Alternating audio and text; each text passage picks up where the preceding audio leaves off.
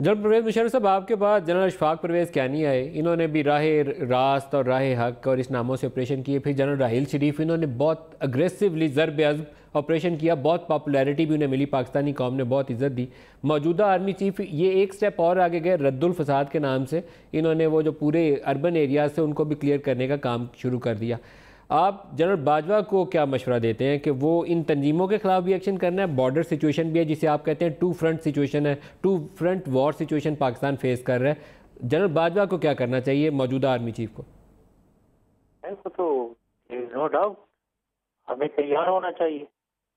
To front conflict کے لیے ہمیں پوری طریقے سے تیار ہونا چاہیے، لیکن اس وقت وہ نہیں ہے کہ ٹو فرنٹ کانفلکٹ ہوگا. سوویت یونین چلا گیا ہے، ڈیفیٹ ہو گیا ہے، ڈسمینٹل ہو گیا ہے. امریکہ ادھر ہے، طالبان ہے، ناردرن الائنس ہے. تو ابھی تو سچویشن ہی وہاں فرق ہو گئی ہے.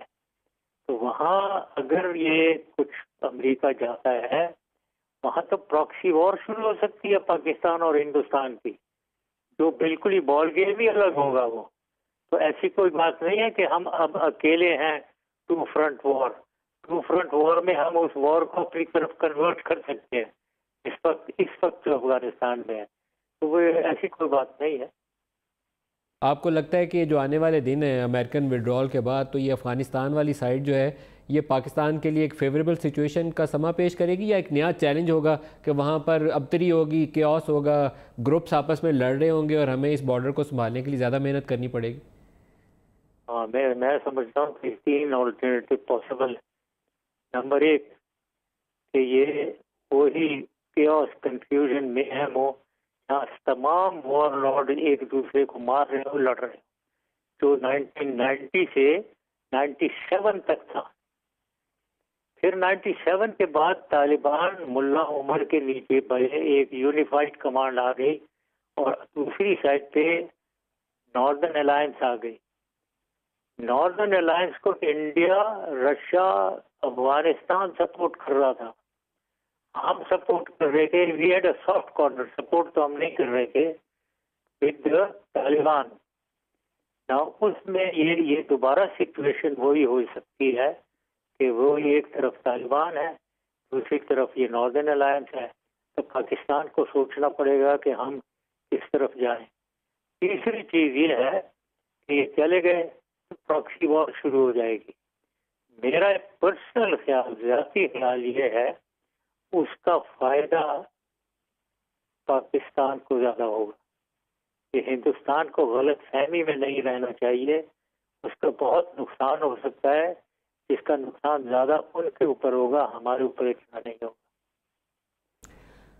ابھی ریسنٹلی کرون پرنس کا وزٹ ہوا ہے پاکستان میں، سعودی عرب کے کرون پرنس، اور بڑی امداد کا بھی اعلان ہوا ہے، اور یو اے ای سے اور قطر سے بھی کچھ گرم جوشی پیدا ہوئی ہے. اور یہ لگتا ہے ایک نئی انوائرمنٹ ہے جس میں امریکہ کی وڈرال، افغان طالبان کے ساتھ امریکہ کی بات چیت، اور ان ممالک کا ایکٹیو رول.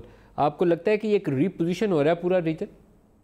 ایبسولوٹلی پاکستان کا رول زیادہ ہو رہا ہے، انڈیا کا رول کم ہو رہا ہے. تو یہ ان کو پتہ ہونا چاہیے. انڈیا کو ان کا role gradually back to back side پہ جا رہا ہے، اور ہم آگے آ رہے ہیں. تو I think from all points of view Pakistan کی سچویشن میں سمجھتا ہوں بہت بہتری کی طرف جا رہی ہے. سر بالکل ٹورڈز دی اینڈ آپ سے اگر پوچھوں کہ اگر اللہ آپ کو صحت تندرستی دے تو پاکستان آنے کا بھی ارادہ رکھتے ہیں؟ دیکھیے میرے پاس دو الٹرنیٹیو ہے. ایک کہ میں نہ آؤں،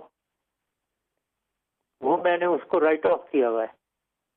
دیکھو میرے سارے ریلیٹیو ادھر ہیں، میرے دوست ادھر ہیں، میرے گھر ادھر ہیں. وہ ایک پاکستانی ماحول ہے. اگر میں لال کٹی جا کر پان کھانا چاہتا ہوں وہ میں کھا لیتا ہوں. اگر مجھے مٹھائی برفی مل تو وہ لے لیتا ہوں. مطلب ایک ماحول ہے جس کو میں کیسے چھوڑ دوں اس ماحول کو. دوسرا یہ ہے کہ اگر میں آنا ہے ظاہر اس کے لیے ایک ماحول کریٹ ہونا چاہیے. بفور آئی کم بالکل ایک فولشلی تو ایک اسٹیپ نہیں اٹھانا چاہیے.